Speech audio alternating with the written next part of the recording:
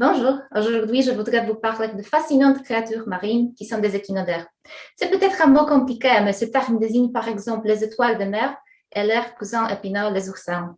Les oursins ont des squelettes très durs et tous qui ont déjà marché dessus lors d'une baignade estivale le savent bien. La manière dont les animaux marins, y compris les oursins, forment le squelette fait l'objet de recherches sur la biominéralisation. Par exemple, le carapace d'un oursin est composé de carbonate de calcium riche en magnésium. Et jusqu'à présent, on pensait que le calcium et le magnésium dans le squelette provenaient de l'eau de mer.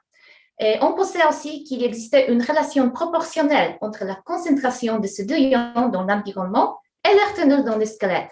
Et c'était une bonne nouvelle pour les géologues, parce que si on trouvait un fossile d'oursin très bien conservé qui daterait par exemple d'il y a 100 millions d'années, et si on examinait son squelette, on pourrait recréer la composition chimique de l'eau de mer d'il y a 100 millions d'années.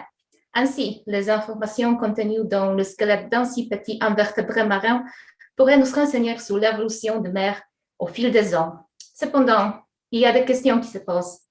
Et si les principaux éléments constitutifs d'une carapace d'oursin ne provenaient pas seulement de l'eau de mer, pourraient-ils provenir par exemple de leur alimentation? Et comment cela affectera-t-il la reconstruction dont j'avais parlé?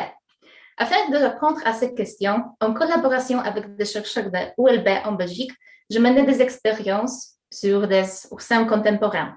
Nous avons placé des oursins dans différents types d'eau, dont chacun avait une autre composition chimique. Et en plus, nous avons nourri des oursins selon un régime où la teneur en magnésium variait. Et il s'avérait que oui, la composition chimique d'eau était importante pour la formation du squelette, mais elle n'était pas la seule. Les oursins qui suivaient un régime riche en magnésium avaient plus de magnésium dans leur squelette. Donc, le magnésium pourrait provenir aussi de l'alimentation. Mais en plus, on a observé aussi une grande variation par rapport au magnésium contenu, même parmi les oursins de la même espèce.